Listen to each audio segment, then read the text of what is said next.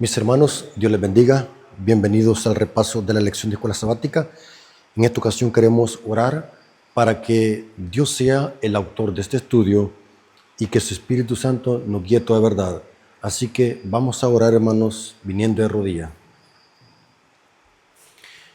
Bendito Señor que estás en el cielo, santificado sea tu nombre. Gracias porque permite que tu siervo pueda impartir la lección de escuela sabática.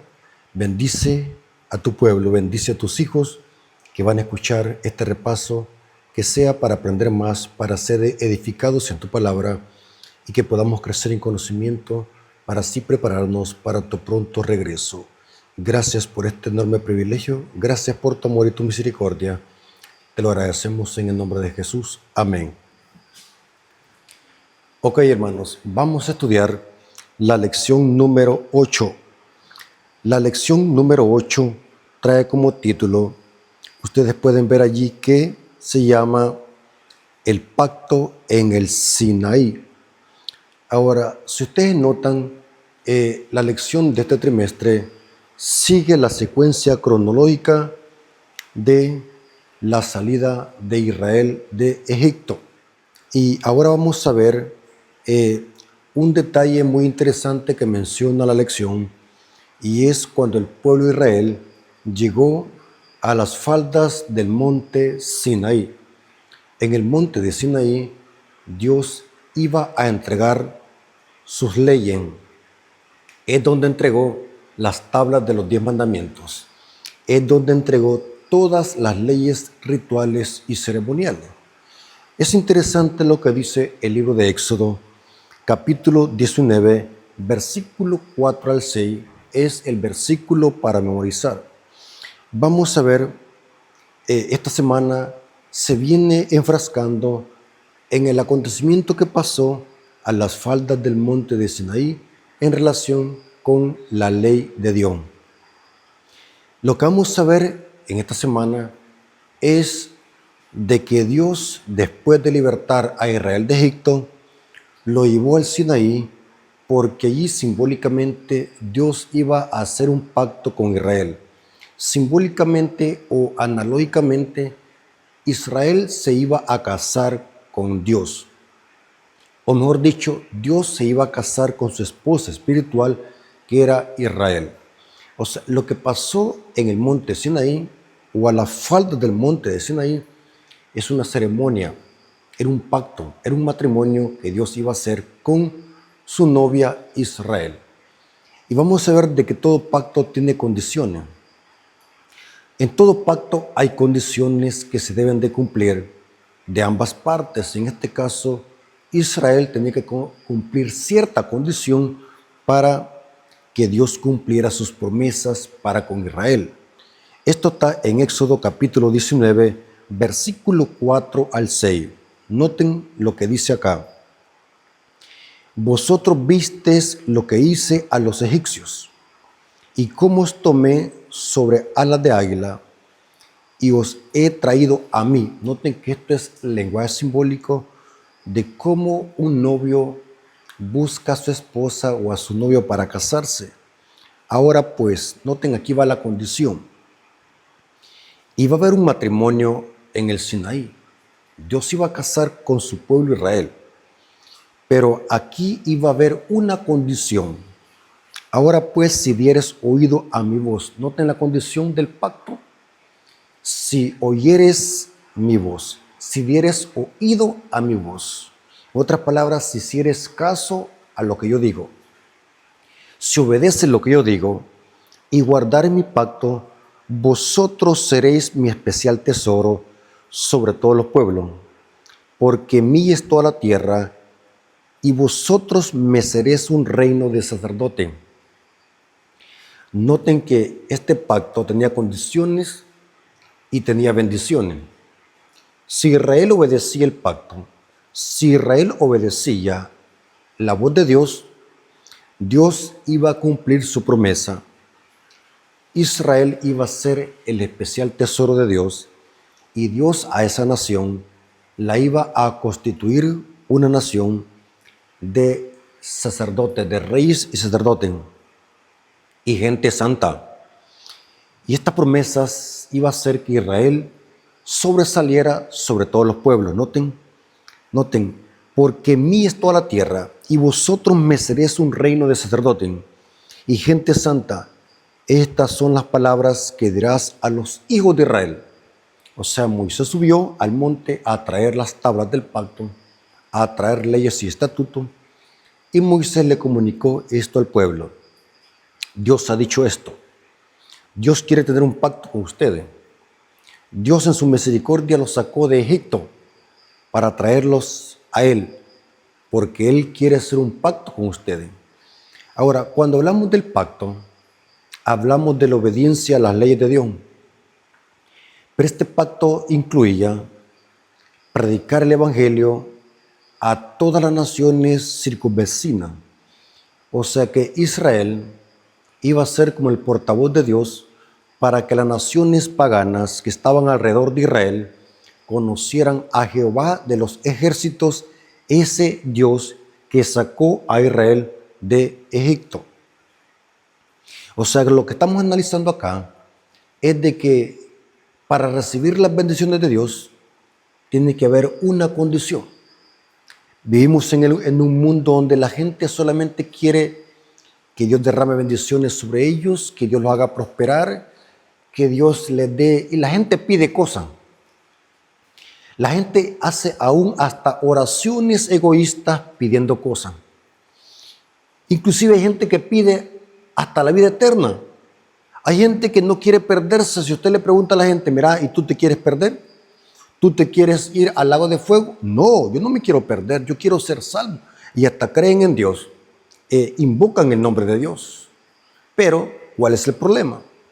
Que la gente no quiere obedecer. Y vamos a ver de qué esto es lo que pasó con Israel. Israel, en este contexto, dijo, sí obedeceremos.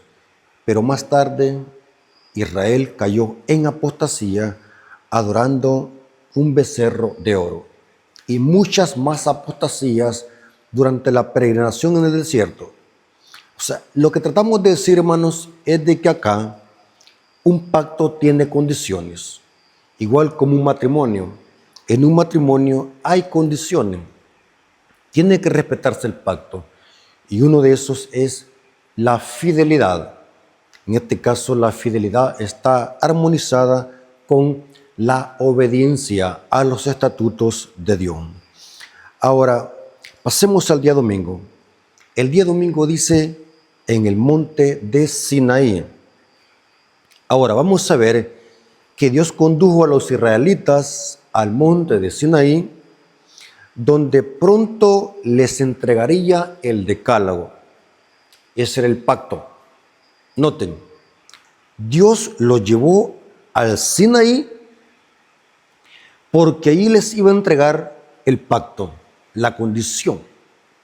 Ahora, y vamos a ver de que ese pacto iba a ser el decálogo o los 10 mandamientos, o como los hebreos le conocen, las 10 palabras. Ahora, ¿qué es el pacto? La Biblia dice que el pacto son los 10 mandamientos. O sea que Israel, esa era la condición que tenía que obedecer para que Dios exaltara a Israel, para que Israel fuese una nación de reyes y sacerdotes, de una nación santa, para que Dios exaltare a Israel sobre todos los pueblos. Israel tenía que obedecer el pacto. ¿Y cuál era? Los 10 mandamientos. Deuteronomio 4, 13 al 14. Deuteronomio capítulo 4, versículo 13 al 14 dice: y Él os anunció su pacto, el cual os mandó a poner por obra los 10 mandamientos, y los escribió en 2 tablas de piedra. A mí también me mostró Jehová en aquel tiempo que os enseñase los estatutos y juicios, para que los pusieses por obra. Interesante. Noten qué significaba oír la voz de Dios, obedecer el pacto. Significaba obedecer y poner por obra los 10 mandamientos. Y noten cómo termina: para que los pusieses por obra, ¿el qué? Los mandamientos, los 10 mandamientos, en la tierra a la cual pasáis a tomar posesión de ella. Noten, hermanos, todo pacto tiene condición. Y vamos a ver en esta semana que viene enriquecida de conocimiento, la lección de escuela sabática viene hablando más que todo de la importancia de obedecer la ley de Dios. Vivimos en un mundo, hermanos, donde se ha presentado por las religiones falsas un evangelio mediocre. No suficiente con que Dios nos salve. Somos salvos por gracia, por medio de la fe. Pero la gente, cuando les toca el tema de la obediencia, usan argumentos para evadir la importancia de la obediencia. Porque todo pacto tiene condiciones. Inclusive, vamos a ver en esta semana que aunque somos salvos por gracia, por la gracia de Cristo, hay una condición para entrar al reino de los cielos. Y esa es la misma condición que Dios le dio a Israel: obediencia al pacto. Por eso es que me gustó la iglesia adventista. La iglesia adventista tiene un evangelio correcto y completo, mientras que las iglesias evangélicas tienen un evangelio a media. Presentan solamente una parte del evangelio y la otra, que es la obediencia al pacto, la dejan a un lado. Y de esa manera están predicando, enseñando una gracia barata o una falsa gracia, si le podemos llamar así. Ahora, vamos a ver en el día domingo que Dios toma la iniciativa y establece un pacto con Israel. Noten que Dios es que toma la iniciativa. Dios los saca de Egipto, Dios los lleva al Sinaí y Dios les da estatutos y leyes. Ahora, ¿qué podemos aprender o extraer de esto? Salvación por gracia. Nosotros estábamos destituidos de la gloria de Dios, merecíamos la muerte. Este mundo llegó a constituirse la oveja perdida, pero Cristo, el buen pastor, bajó del cielo para buscarnos, para tener un pacto con nosotros, para tener una relación íntima con nosotros. Porque estas historias son historias tipológicas que revelan o reflejan el plan de salvación.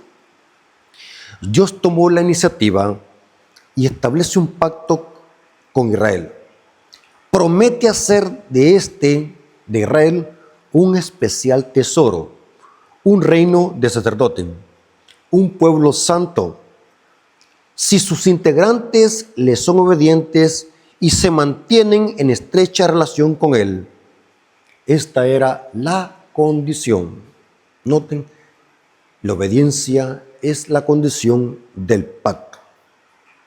Pasemos al día lunes. El día lunes dice la preparación para recibir el don. El día lunes nos viene hablando cómo Israel tenía que estar preparado en todos los sentidos, tanto externamente como internamente, para recibir los 10 mandamientos. En el monte Sinaí, Israel iba a recibir la sagrada ley de Dios. Ese era el don de Dios, porque eran 10 promesas para que Israel fuese feliz. Esas 10 promesas eran la condición del pacto, pero eran también 10 promesas para que Israel le fuese bien todos los días. Y note qué interesante, hermanos. Ahora, cuando hablamos de la preparación para recibir el don, ¿qué tipo de preparación Israel iba a hacer? ¿De qué manera Israel se iba a preparar para poder recibir el pacto? Cuando hablamos de consagración, Israel tenía que consagrarse no solamente espiritualmente, y me gustó lo que viene dando la lección. La preparación para recibir el don, que eran los 10 mandamientos, Israel tenía que prepararse no solamente externamente, sino también espiritualmente. ¿Por qué razón? Porque lo que iban a recibir en ese instante era una ley santa y sagrada. Por lo tanto, Israel, ¿cómo tenía que estar? Tenía que estar consagrado, no solamente externamente, sino también espiritualmente. Ahora, vamos a ver de que esta consagración incluía reverencia. Tenían que estar reverentes al pie del monte Sinaí. No tenían que estar en desorden, tenían que estar en reverencia, tenían que estar en un profundo respeto. Tenía que haber una consagración tanto externamente como internamente. O sea, no creemos, la Biblia no enseña un evangelio mediocre, donde la gente, porque hay un evangelio que la gente enseña hoy. En las iglesias evangélicas la gente le dice, lo importante es el corazón. No importa cómo te vistas, no importa lo que veas, no importa lo que comas, no importa dónde vayas, lo importante es el corazón, dicen ellos. Ese es un evangelio mediocre, porque la transformación y la santidad que Dios requiere de sus hijos incluye todos los aspectos de la vida. Pablo dice que hay que santificar nuestro cuerpo, nuestra alma y nuestro espíritu. El apóstol Pablo está hablando en un sentido de santificación. El ser humano es un tripartito. Tenemos una facultad mental, ese es el alma en sentido figurado. Una facultad física, nuestro cuerpo, y una facultad espiritual. Tenemos que ser santificados. Y ese es el mensaje de Israel. Que Israel estuviese preparado porque iba a recibir el don celestial que era los 10 mandamientos. Éxodo capítulo 19, versículo 10 hasta el 12. Y después nos pasamos al versículo 14 al 15. Ustedes pueden leer todo el capítulo para ver lo que está pasando y van a ver de que Dios está hablando de santidad, que el pueblo se santifique, no solamente externamente, sino también internamente, porque lo que hay fuera indica lo que hay dentro. Yo no le puedo creer a alguien de que se vista mal, porque según la Biblia dice, por su fruto lo conoceréis. Es cierto que nadie se salva por vestirse bien o tener una apariencia agradable. La Biblia enseña de que aunque no somos salvos por obras, pero cuando Cristo nos salva, nos santifica por completo. O sea, cuando hablamos de santidad, estamos hablando de un Dios que pide santidad por completo. Y este fue el mensaje para los hebreos. Y Jehová dijo a Moisés, ve al pueblo y santifícalos hoy y mañana, y laven sus vestidos. Noten que Israel tenía que estar con ropa limpia, porque lo sucio es sinónimo de pecado. Lo sucio es sinónimo de desorden. Dios es un Dios de limpieza, de aseo y de orden.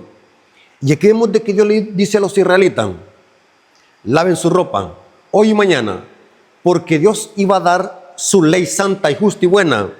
Y aquí dice, y estén preparados para el día tercero, porque el tercer día Jehová descenderá a ojos de todo el pueblo sobre el monte de Sinaí. Y dice, y señalarás el término al pueblo en derredor. Noten que había un límite hasta donde Israel tenía que llegar en el monte Sinaí. Y aquí dice, diciendo, guardaos, no subáis al monte ni toquéis sus límites. Este respeto. Noten que se habla de aseo, se habla de santidad, se habla de reverencia, se habla de pureza. Dice, no subáis al monte ni toquéis sus límites. Cualquiera que tocar el monte, de seguro morirá. Esto implica respeto. Las cosas de Dios deben de respetarse. Lastimosamente, hoy en las iglesias se ha perdido la reverencia y el respeto.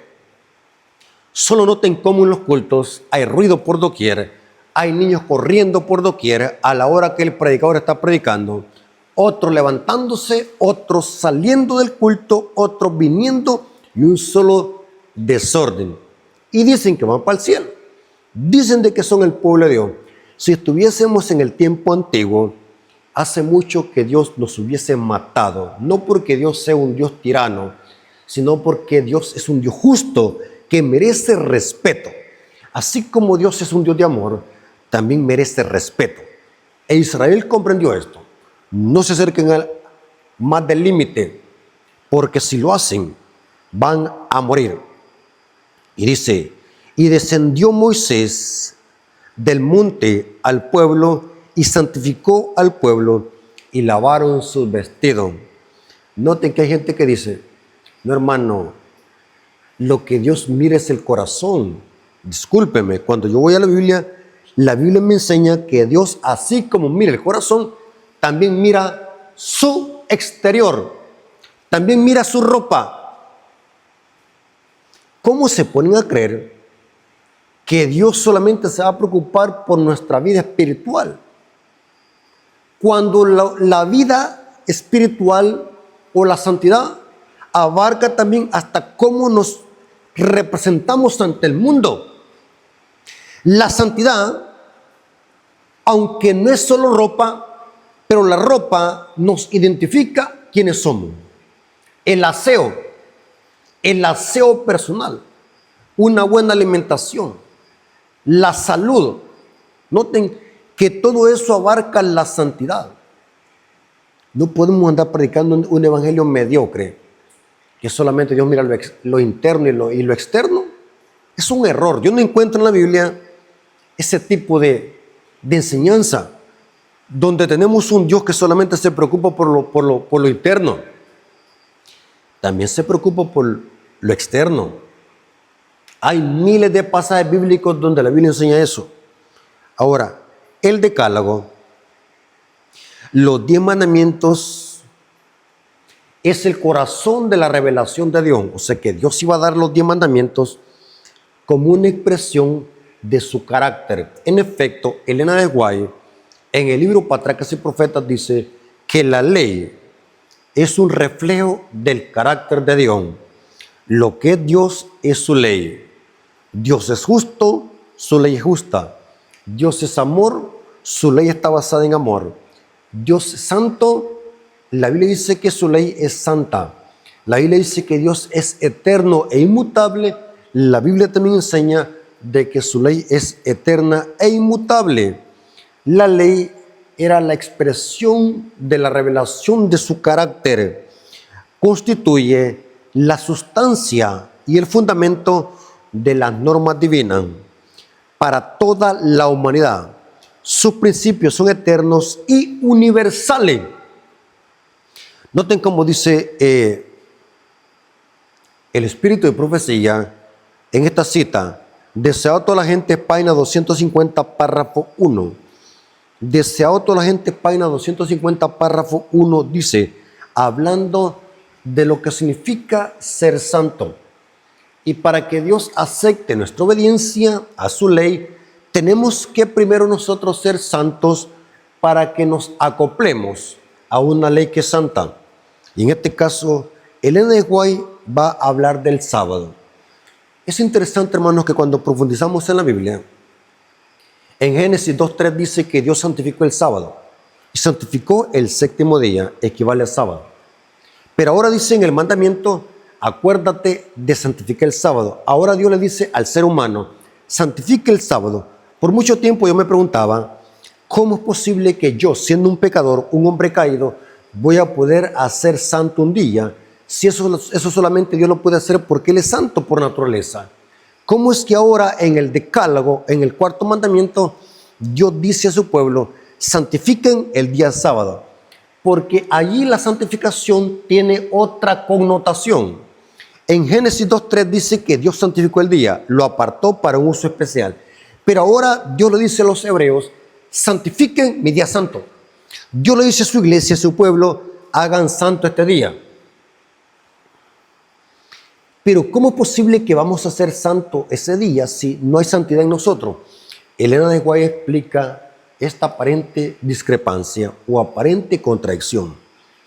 Vamos a ver de que la única forma de que nosotros podamos santificar el sábado es uniéndonos a Cristo, el único santo. O sea que la santidad que le vamos a dar al sábado la obtenemos de Cristo, el único santo. Y de esa manera nosotros podemos santificar el día. O sea que el cuarto mandamiento presenta la justificación por la fe. Esto lo presenta Elena de White en el libro Deseado toda la gente, página 250. Deseado toda la gente, página 250, párrafo 1 dice, pero el fin de santificar el sábado, los hombres mismos deben ser santos por la fe. Deben llegar a ser partícipes de la justicia de Cristo. Ahora entiendo, hermanos, que es un error teológico decir de que los fariseos guardaban el sábado. Mentira. Los fariseos no guardaban el sábado porque rechazaron a Cristo. Ellos profesaban guardar el sábado, pero no lo guardaban, porque la única forma de guardar el sábado es uniéndome a Cristo y recibiendo su justicia, para que solamente así pueda santificar el sábado. Yo tengo que ser santo, dice ella acá. Cuando fue dado a Israel el mandato, noten, ahora ella cita Éxodo 28 y Éxodo 22:31 lo siguiente. Noten cómo Dios le dice a los hebreos: acordaos del día de reposo para santificarlos. El Señor también les dijo: habéis de serme varones santos. Únicamente en esa forma podía el sábado distinguir a los israelitas como adoradores de Dios. Hermanos, jamás ni nunca vayamos a decir que los fariseos guardaban el sábado. Negativo. Desde el momento que ellos rechazaron a Cristo, el sábado perdió su significado para los fariseos. Porque la única forma de que podemos obedecer los mandamientos de Dios, incluyendo el sábado, es uniéndonos a Cristo, porque el único que nos puede dar esa capacidad de ser santos es Cristo. Y solamente en ese sentido y en ese contexto podemos nosotros santificar ese día santo y sentir deleite en obedecer ese día santo. Pasemos al día martes. El día martes dice el don del decálogo. Allá vimos en el lunes que Israel se iba a preparar para recibir el don. Ahora el día martes habla el don del decálogo, porque don significa regalo. Lo que Dios le iba a dar a Israel, que eran sus mandamientos, es ser un don, un regalo de parte de Dios. 10 promesas para que Israel fuese feliz. 10 promesas para que Israel le fuese bien en esta tierra. 10 promesas protectoras que iban a hacer que Israel se mantuviese fiel en este mundo. Y noten cómo dice, el decálogo tiene un prólogo. Noten, si hablamos del don del decálogo, el decálogo tiene un prólogo. ¿Qué es un prólogo? Es como un encabezado. Un prólogo o un encabezado es cuando se escribe una obra literaria, se hace una introducción. Eso se llama prólogo. O sea que los 10 mandamientos tienen un encabezado, tienen un prólogo. Ahora, ¿cuál es ese prólogo?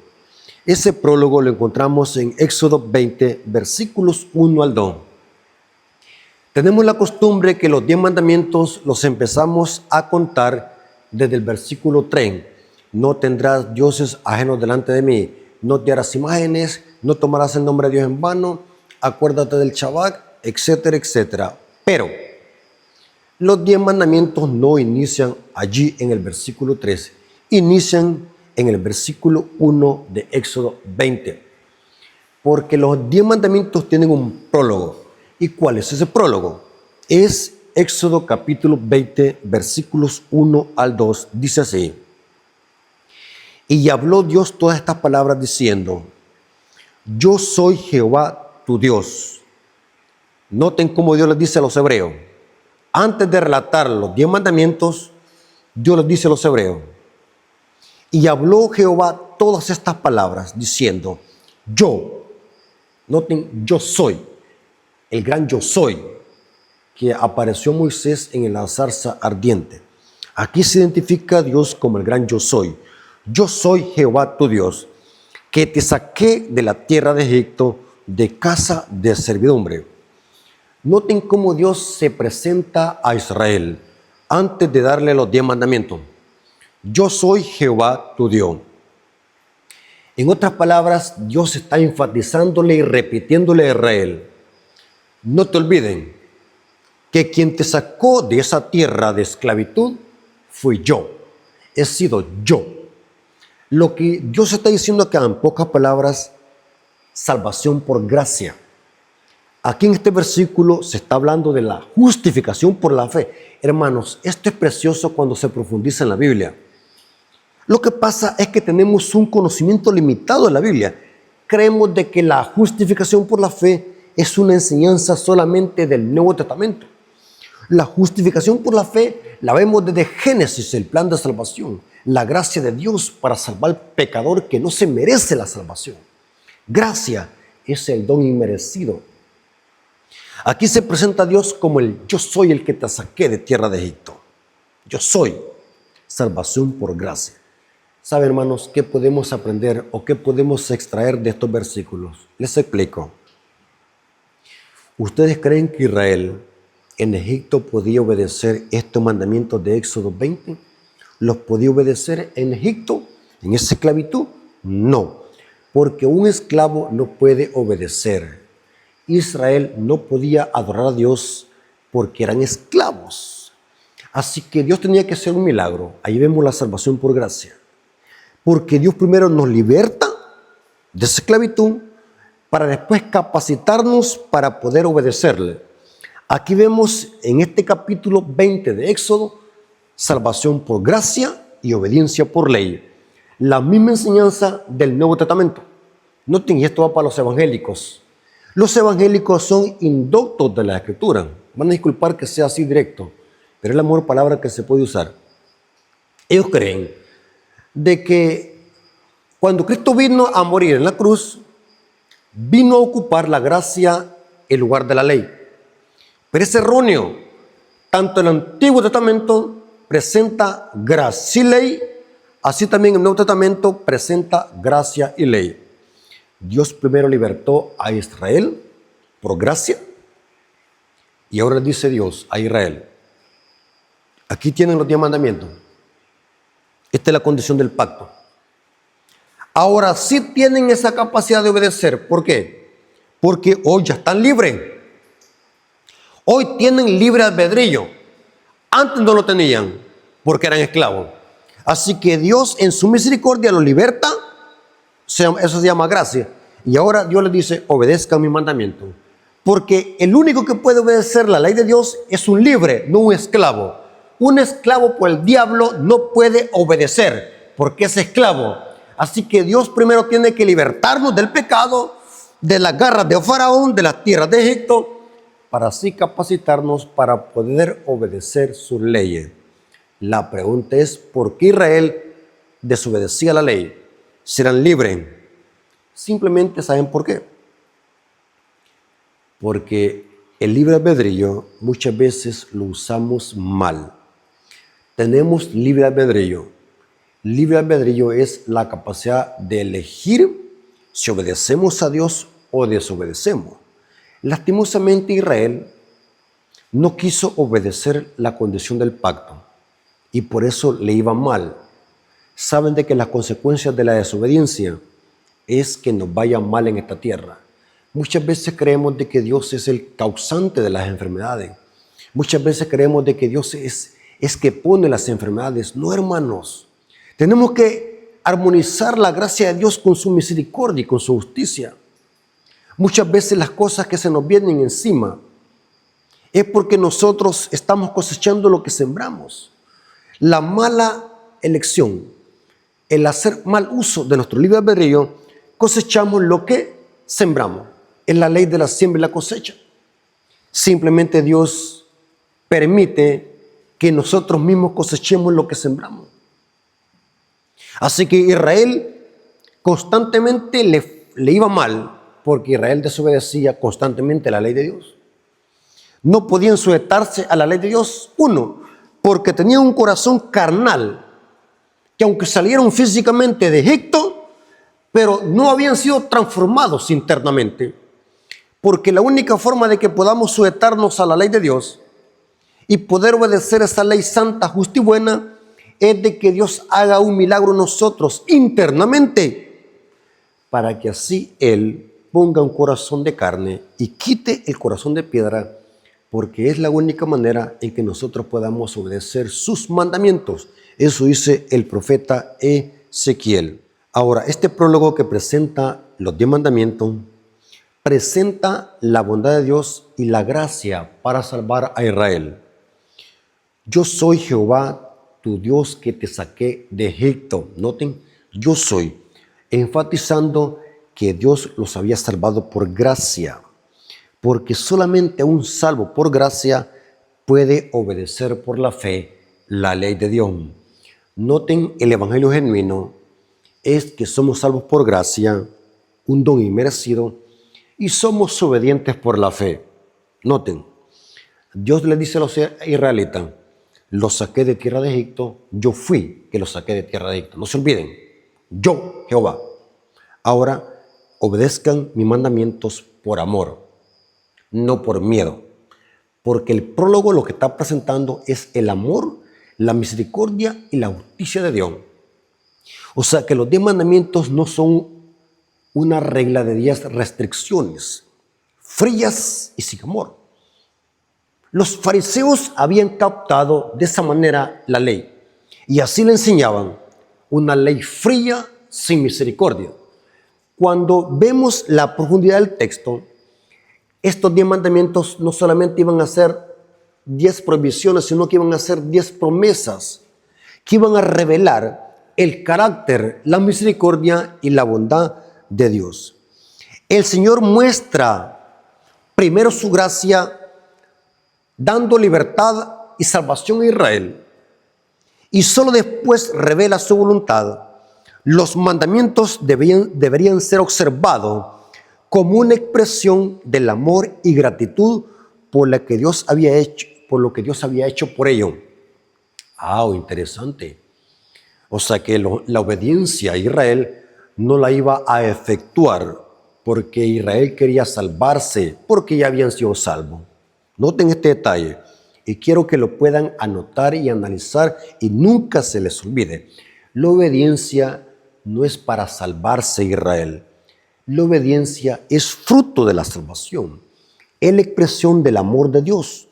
Con la obediencia Israel iba a demostrar que amaba a Dios y estaba agradecido por esta maravillosa obra de haber salvado a Israel por gracia. ¿Comprenden eso, hermanos? Quiero que comenten en los comentarios si comprenden eso, la relación que existe entre la gracia y la obediencia. Uno es la causa y la otra es el efecto. Dios salva a Israel por gracia, ahora Israel tiene que obedecer esa ley como una expresión del amor de Dios y su justicia. Noten, ¿por qué razón digo esto? La Biblia enseña que solamente una persona transformada y convertida por el amor de Dios y por su justicia, solamente una persona nacida de nuevo siente deleite en obedecer la ley de Dios. Cuando alguien cuestiona los mandamientos, cuando alguien los critica y les saca defecto o cree de que son una carga, es una persona que necesita nacer de nuevo, porque solamente una persona convertida, nacida de nuevo, libertad espiritualmente del pecado, es que puede sentir deleite en obedecer esa ley santa, justa y buena. Noten cómo dice Pablo, Romanos capítulo 8, versículos 6 al 9. El apóstol Pablo presenta claramente este punto. Israel nunca se sometía a la ley de Dios. ¿Por qué? Porque dentro aún seguían teniendo un corazón carnal. Aunque salieron físicamente de Egipto, pero internamente vivían esclavizados por el pecado. Son dos cosas, hermanos. Y vimos lo que les explicaba, que Dios se interesa por ambas cosas, ser libertados físicamente y espiritualmente. Pero Israel solamente había sido libertado físicamente. No había permitido que el Espíritu Santo hiciera una transformación en los hebreos. Y esto puede pasar con nosotros también. Podemos ser religiosos. Podemos ser adventistas del séptimo día, podemos ser sabáticos y estar todos los sábados escuchando sermones del hermano Rafael o de cualquier otro predicador, pero eso no los va a salvar a menos que llevemos ese mensaje a la práctica, dice la sierva del Señor. Y el mensaje de Pablo es claro. Romanos capítulo 8, versículos 6 al 9 dice: porque el ocuparse de la carne es muerte. Aquí la palabra carne significa una persona que no ha sido regenerada, que no ha sido transformada, vive en la carne. Pero el ocuparse del Espíritu es vida y paz. Por cuanto los designios de la carne son enemistad contra Dios, porque no se sujetan a la ley de Dios, ni tampoco pueden. Y los que viven según la carne no pueden agradar a Dios. Noten que un impío no puede agradar a Dios. ¿Por qué? Porque aún no ha sido convertido. Aún no ha nacido de nuevo. Por eso es que un impío, si usted le dice a un impío, obedece el sábado, no va a poder obedecerlo, ni tampoco va a querer saber nada del sábado. ¿Por qué? Porque es un impío que aún vive en delitos y pecados. Dios primero tiene que hacer una obra en él, transformarlo. Y Pablo dice, los designios de la carne son enemistad contra Dios porque no se sujetan a la ley de Dios, no se sujetan. Un hombre carnal, irregenerado, noten que le pongo la I, irregenerado, no puede sujetarse a la ley de Dios. Entonces, ¿qué debe de haber? Dios tiene que hacer un milagro en nosotros. Eso se llama en la escatología nacer de nuevo o justificación por la fe. Y sigue diciendo Pablo, porque no se sujetan a la ley de Dios ni tampoco pueden. Y los que viven según la carne no pueden agradar a Dios. Ahora va el contraste. Mas vosotros no vivís según la carne, los hijos de Dios, sino según el Espíritu. Si es que el Espíritu de Dios muere en vosotros. Y si alguno no tiene el Espíritu de Cristo, no es de él. Claramente, la única forma de que podamos obedecer ese don de Dios, que es el decálogo, es que Dios haga un milagro en nosotros, de que nazcamos de nuevo y que seamos libertados, no solamente físicamente, sino también espiritualmente. Porque una persona puede ser moralmente buena, noten, moralmente buena, pero por dentro sigue aún esclavizada por el pecado. Necesita nacer de nuevo. Ahora, el decálogo nos presenta el amor de Dios. No solamente son 10 promesas, sino que son también un reflejo de su amor. Esto lo dice Pablo, Romanos 13, versículos 8 al 10. Romanos 13, versículos 8 al 10.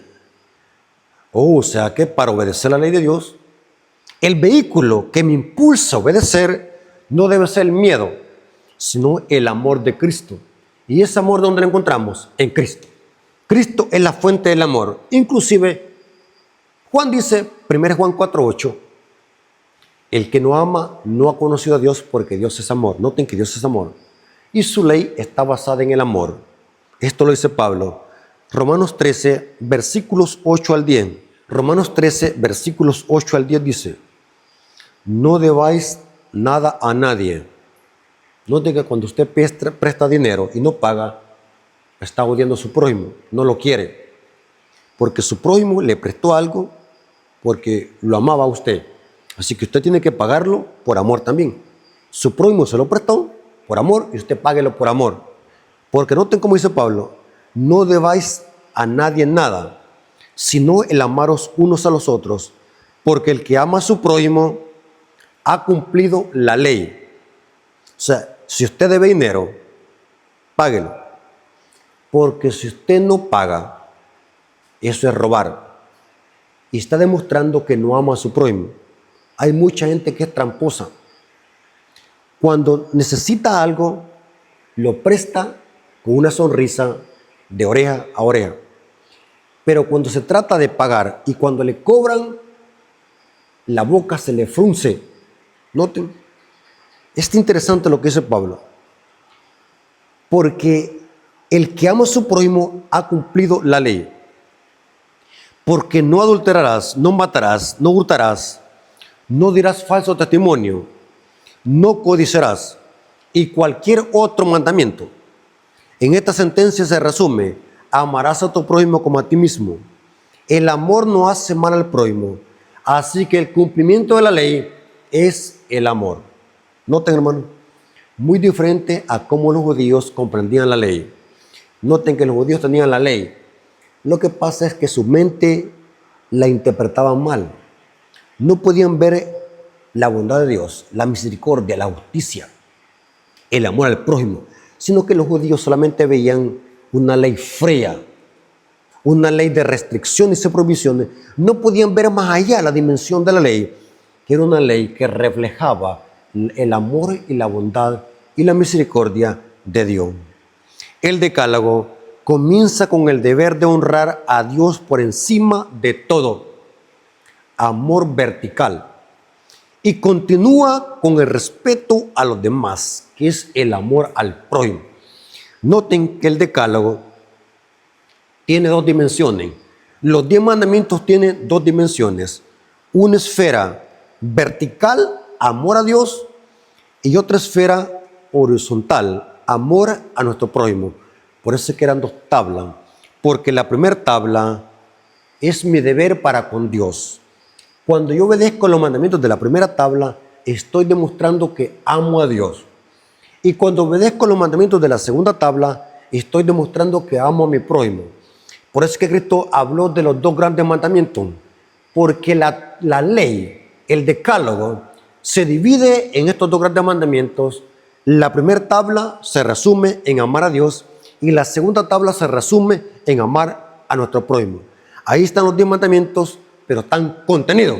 Por eso es que los 10 mandamientos fueron escritos en dos tablas, porque la primera tabla es amor vertical y la segunda tabla es amor horizontal, amor a Dios y amor a nuestro prójimo. Ese es el evangelio y eso implica amar en la Biblia. La evidencia que alguien ama obedece los mandamientos. Si alguien dice que ama a Dios y no obedece sus mandamientos, el tal es un mentiroso. Y eso vamos a ver ahora en el día miércoles. En el día miércoles dice diferentes funciones de la ley de Dios. Vamos a ver ahora que el día miércoles nos presenta las diferentes funciones de la ley de Dios en el plan de salvación. Muchas veces creemos de que solamente tiene una función, la ley, pero tiene 3 funciones. Yo he sacado 3 funciones, aunque la lección de escuela sabática no amplía este punto, yo quise ampliarlo porque según la Biblia, la ley de Dios tiene 3 funciones en el plan de salvación. La lección del día miércoles trae una introducción que dice así: la ley de Dios revela su carácter, es decir, quién es Dios. Cuando vemos la ley, vemos quién es Dios, porque la ley es un reflejo de su carácter. Puesto que Dios es santo, justo y bueno, la ley también es santa, justa y buena, dice Pablo en Romanos 7:12. Noten que solamente Romanos 7:12 presenta 3 atributos de Dios y su ley. Dios es santo, justo y bueno. La ley también dice Pablo que es santa, justa y buena. Ahora, pero veamos las 3 funciones de la ley en el plan de salvación. 3 funciones, anótenlas. En mi canal tengo mucha información sobre esto. Ya hemos hablado de mucha información. En mis redes sociales hemos presentado muchas veces esto. Artículos, sermones, estudios, predicaciones, etc. Primera función de la ley de Dios. Noten, revela el pecado, nos señala el pecado. Esto dice Juan, 1 Juan 3:4. Todo aquel que comete pecado infringe también la ley, pues el pecado es infracción de la ley. Noten, la primera función de la ley es señalar el pecado. La ley nos dice cuán pecadores somos. El Espíritu Santo nos convence de pecado, sí, pero es la ley la que nos revela el pecado. Son 2 cosas diferentes, no nos vayamos a confundir. Juan 16:8 dice, y el Espíritu nos convencerá de pecado, de justicia y de juicio. Él nos convence, el Espíritu Santo, pero es la ley la que nos revela lo que es el pecado. Es la ley la que nos dice cuán pecadores somos y que necesitamos urgentemente un Salvador. Ahora, la segunda función de la ley es que después de que nos señala el pecado, nos conduce a Cristo. Esa es la segunda función. La ley es buena porque nos señala el pecado. Voy a ponerles un ejemplo para que comprendamos lo que está diciendo Juan y Pablo. Usted va en su carro a 100 kilómetros por hora y se pasa el semáforo en rojo. Viene el policía de tránsito y lo detiene y le dice, señor, usted ha quebrantado la ley.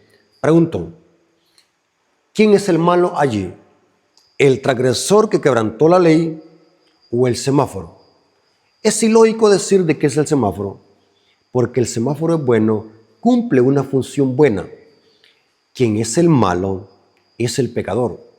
La esquela, el policía, se la pone al infractor, no al semáforo. El semáforo está allí con una función buena. Ahora, el semáforo no puede, ¿el qué? Limpiarnos. La función de él solamente es condenar. Ahora, la función del semáforo es solamente decirnos, mira, quebrantaste la ley, eres un pecador que merece la muerte. Eso es bueno lo que hace la ley, porque imaginémonos, de que si la ley no nos dice cuán pecadores somos, nunca vamos a sentir necesidad de buscar un Salvador. O sea que la ley es tan importante como la gracia. Ambas van unidas. La gracia nos salva y la ley nos revela el pecado. La ley, después de que nos revela el pecado, nos dice, mira, vete para donde Cristo. Él te va a limpiar. Yo no te puedo limpiar porque mi función es señalar el pecado. Mi función es condenarte. No porque sea mala, sino porque tú eres el malo. Quien hay que arreglarlo es a ti. Así que la ley dice, como yo no te puedo arreglar, no te puedo perdonar, porque mi función no es esa. Te voy a mandar para donde uno que sí puede perdonarte y salvarte, y ese se llama Cristo. Noten cómo dice Pablo, Gálatas 3:24. Gálatas 3:24 dice, de manera que la ley ha sido nuestro ayo. Esta palabra ayo es como un tutor. Cuando una nodriza toma el niño y lo lleva donde la madre, eso se llama tutor, una nodriza, una niñera. La ley ha sido nuestro ayo para llevarnos donde Cristo, a fin de que fuésemos justificados por la fe. Noten, la ley nos conduce a Cristo. La ley, después de que nos revela el pecado, nos conduce a Cristo. La tercera función es que la ley nos produce santidad. La ley nos hace que practiquemos la santidad.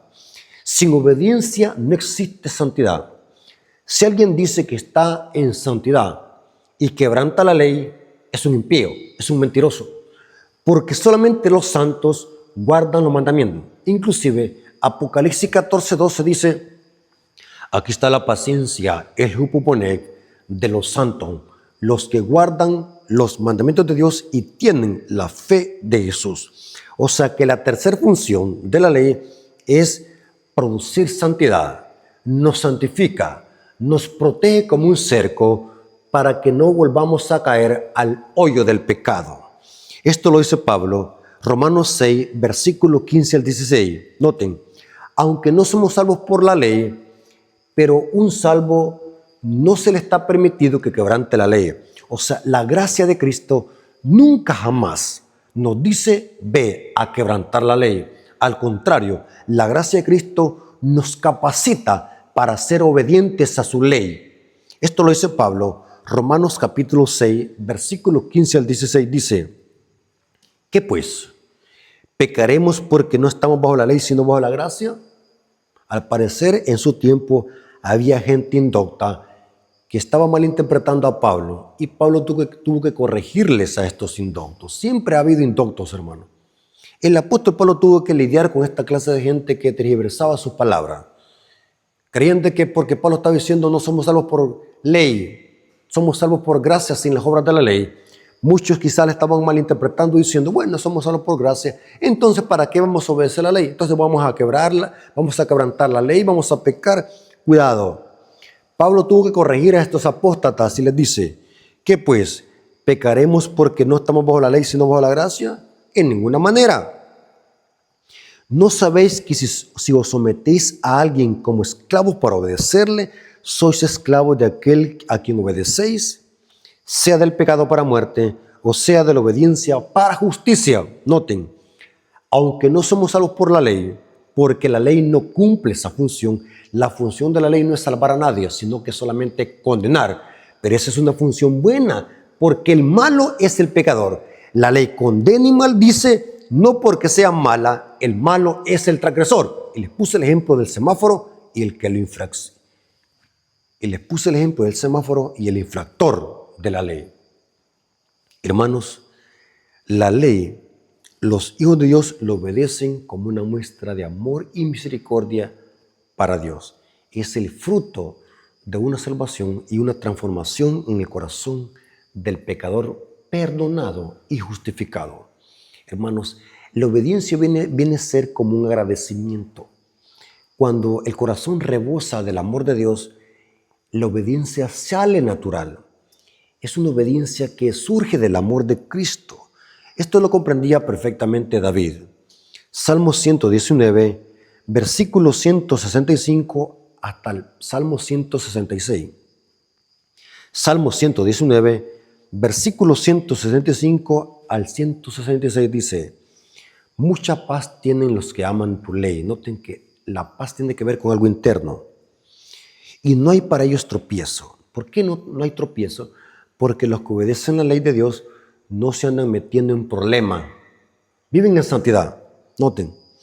Tu salvación he esperado, oh Jehová, y tus mandamientos he puesto por obra. Noten que una persona que es santa obedece los mandamientos. Santos no son los que están en la iglesia católica. Santos no son esos muñecos de madera que hay en la iglesia católica. Santos son hijos de Dios que obedecen sus mandamientos. Si usted y yo obedecemos la ley de Dios, nos estamos santificando, dice la Biblia. Porque según Apocalipsis 14:12, los santos son los que guardan los mandamientos. Lean Apocalipsis 14:12. Lean.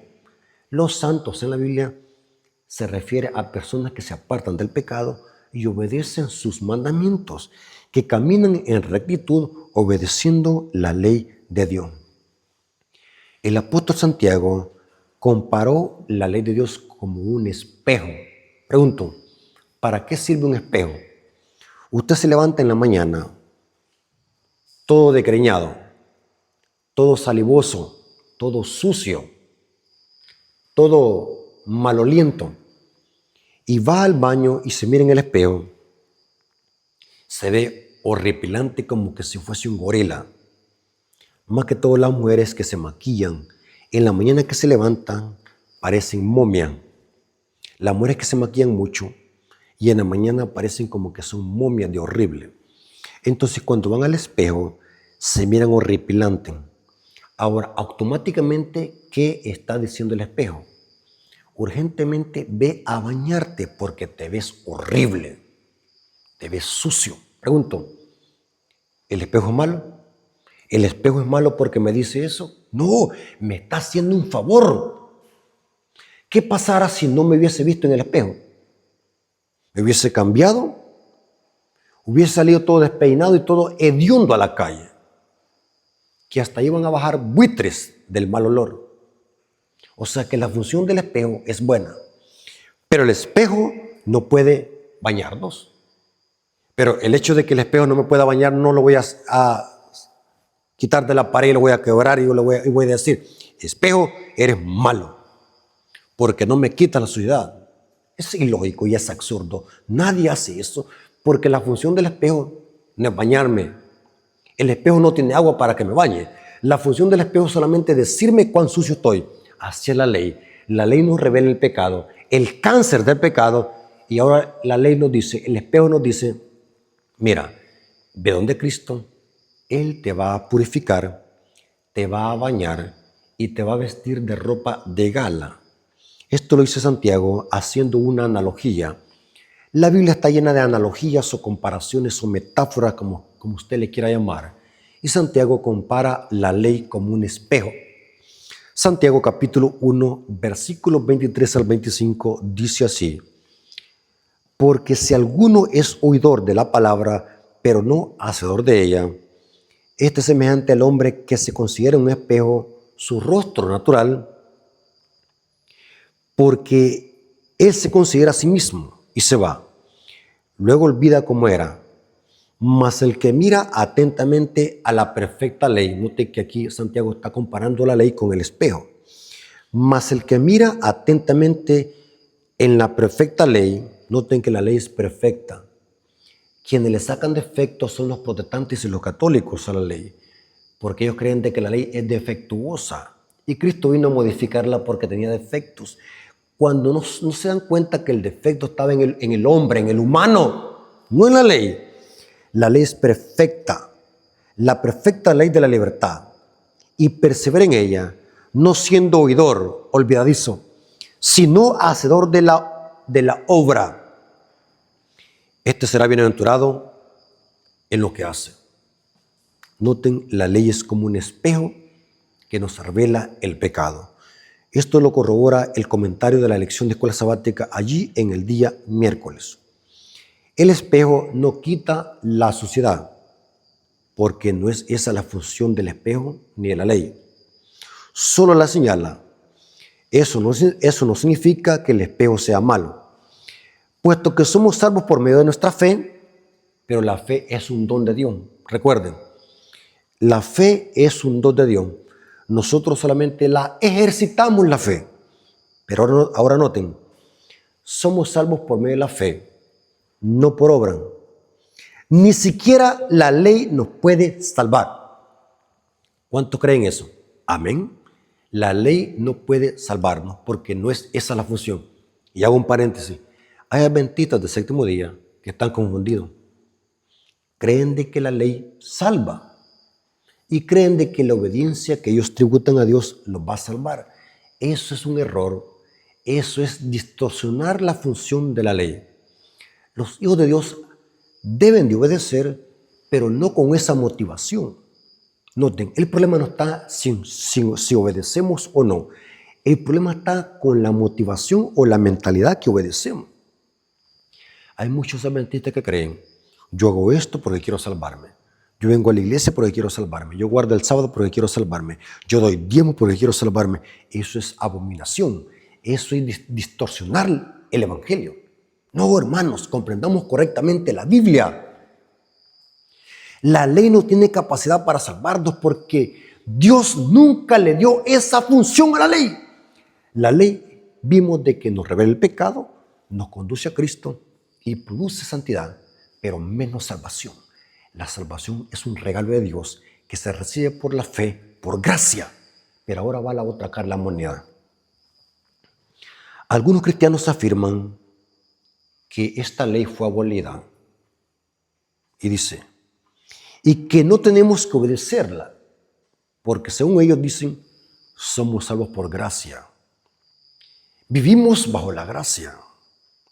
Volvamos al ejemplo del infractor que infringió la ley del semáforo. Pongamos el ejemplo otra vez. Supongamos de que el que infringe la ley del semáforo se pasa el semáforo en rojo, viene el policía de tránsito y lo para y le dice, señor, usted ha quebrantado la ley, merece una esquela.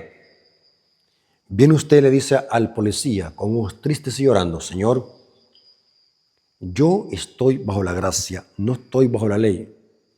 Viene el policía y le dice, señor, creo que está confundido usted, porque si usted estuviese bajo la gracia, no hubiese quebrantado la ley, porque los que viven bajo la gracia obedecen la ley.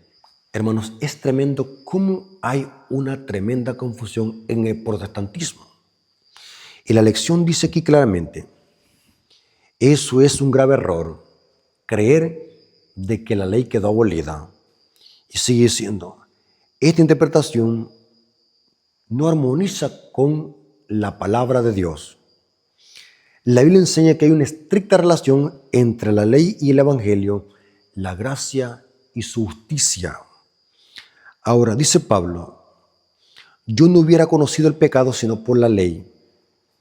La existencia de la ley es precisamente la razón por la que necesitamos de un Salvador, del evangelio.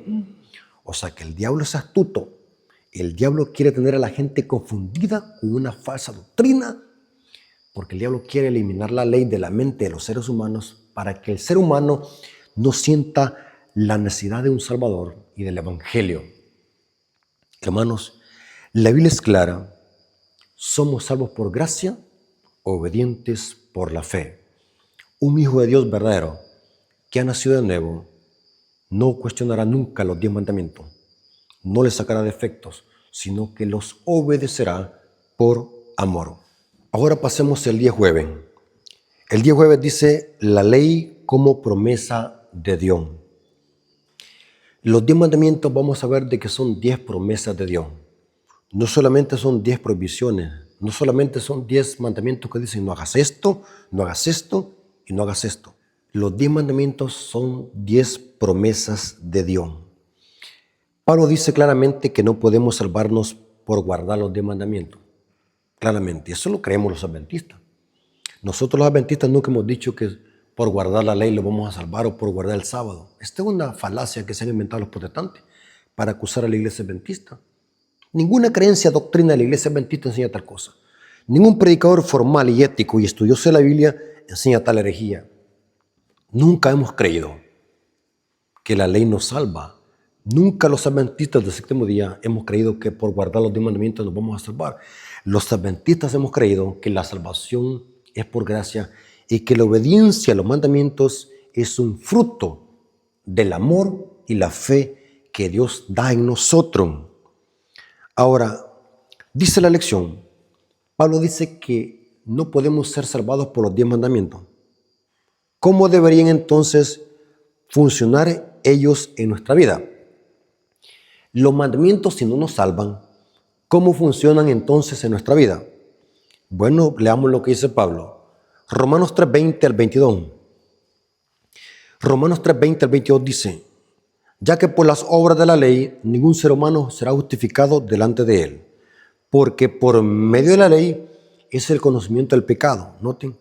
Pero ahora, aparte de la ley, se ha manifestado la justicia de Dios, testificada por la ley y por los profetas, la justicia de Dios por medio de la fe en Jesucristo, para todos los que creen en Él, porque no hay diferencia. Noten claramente, Pablo quiere plasmar correctamente la esfera legítima de la ley, ya que en los tiempos de Pablo, los judaizantes o falsos maestros estaban introduciendo a la iglesia gentil un concepto erróneo de lo que significaba obedecer a la ley. Los judaizantes estaban usando la ley como medio de salvación y justificación propia. Y Pablo tuvo que aclarar esos conceptos erróneos, porque eso era un atentado al evangelio. El apóstol Pablo lo que está haciendo es poner la ley en su lugar correcto. El tema de Pablo es afirmar la ley, pero en su lugar correcto. Esa palabra confirmar o afirmar es poner algo que está desubicado y ponerlo en un lugar correcto. Los judaizantes habían pervertido lo que significaba la obediencia a la ley. O sea, habían sacado de su esfera legítima la ley de Dios. Estaban usando la ley para algo que Dios no había dicho.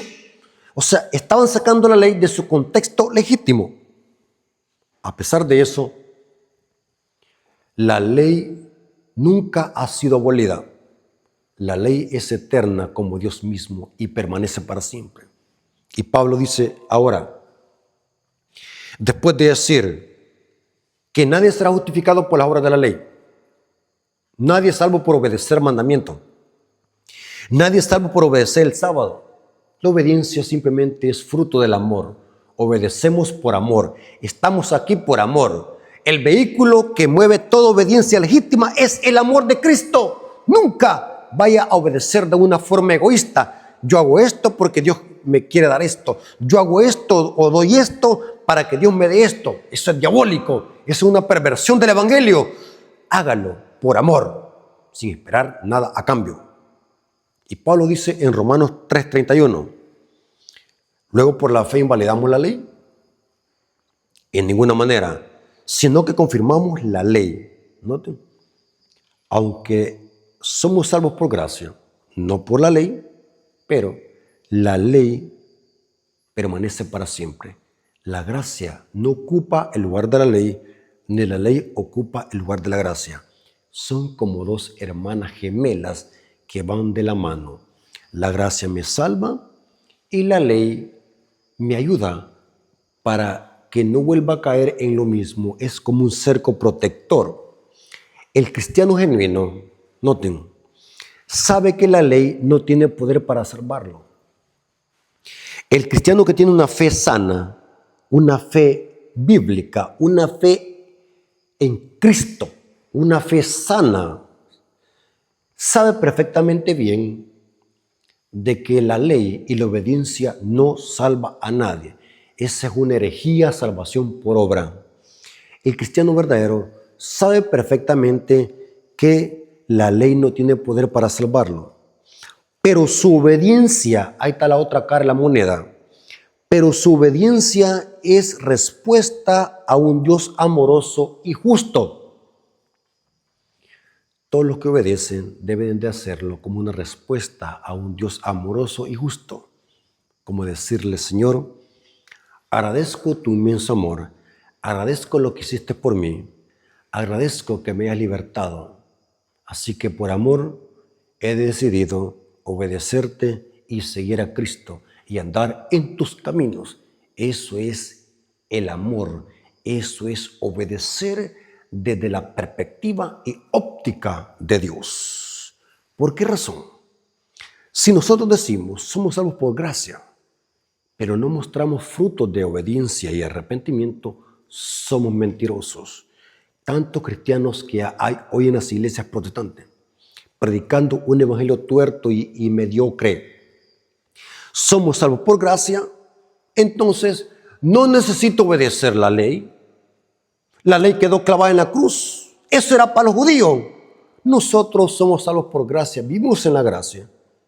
Pero es falso, porque si en verdad vivieran en la gracia, obedecieran esa ley. Y esto lo sabía perfectamente bien Juan. 1 Juan 2, 4 al 6 dice Juan. 1 Juan capítulo 2, versículo 4 al 6. El que dice, yo lo conozco y no guarda sus mandamientos, el tal es mentiroso y la verdad no está en él. Pero el que guarda su palabra, o sea que guarda su palabra. Note que aquí no está diciendo Santiago, obedezcan para que se salven. Lo que Santiago está diciendo que el fruto de conocer a Dios es la obediencia. El fruto de que alguien que diga, yo soy hijo de Dios, yo creo en Dios, tiene que demostrarlo obedeciendo sus mandamientos.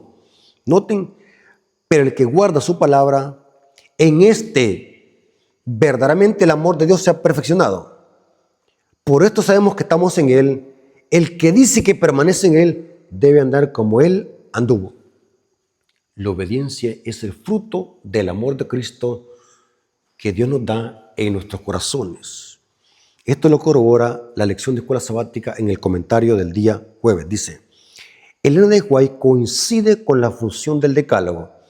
Los 10 mandamientos son 10 promesas. Comentario de Elena de White en el comentario bíblico adventista, tomo 1, página 1119. Los 10 mandamientos deben de entenderse como promesas de Dios destinadas a guiarnos por el camino correcto para que Él pueda hacer cosas maravillosas en nuestro favor siempre que seamos obedientes a sus mandamientos.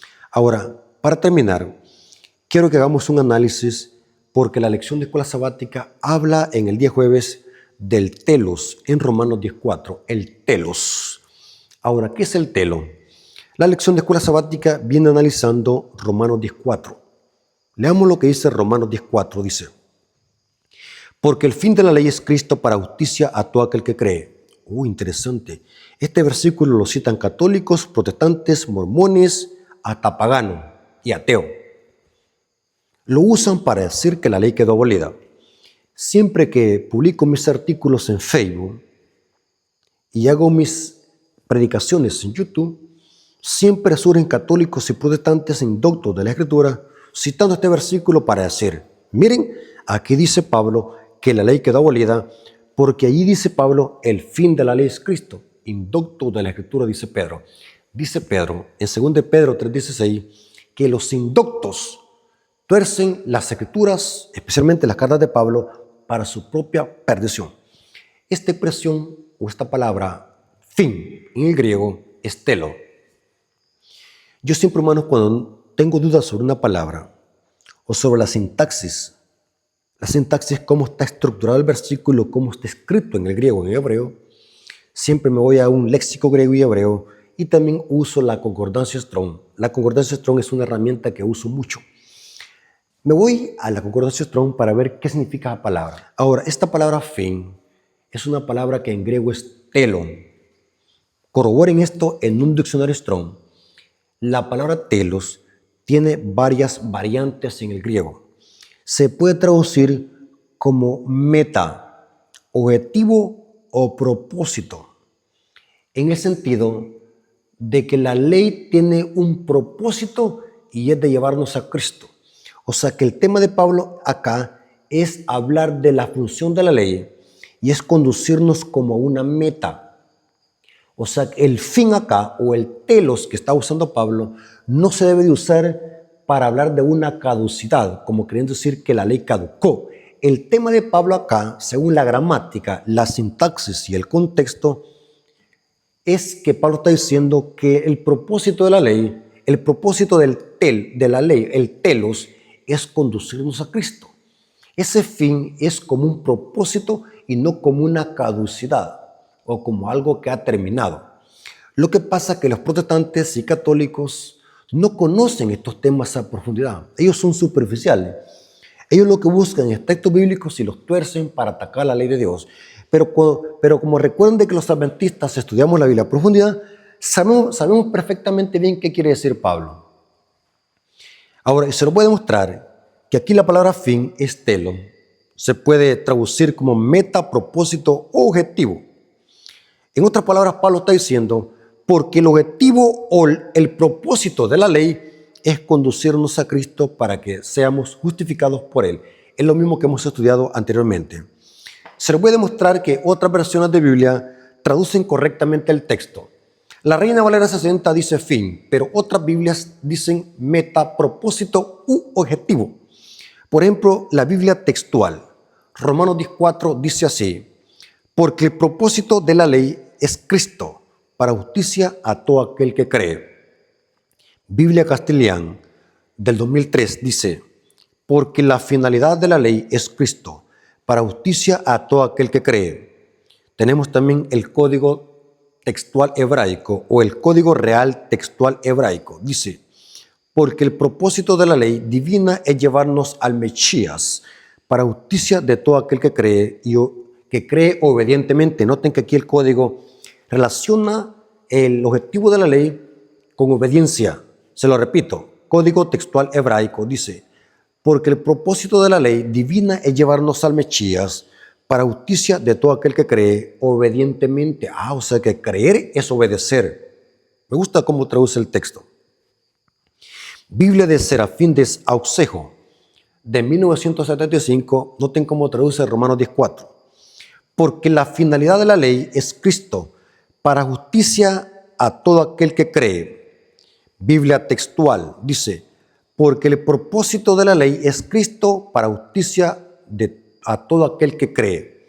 Ahora comprendemos de que el énfasis de Pablo en Romanos 10:4 es hablar del propósito de la ley y es conducirnos a Cristo. Esta palabra fin debe entenderse como propósito y no como caducidad, no como terminación.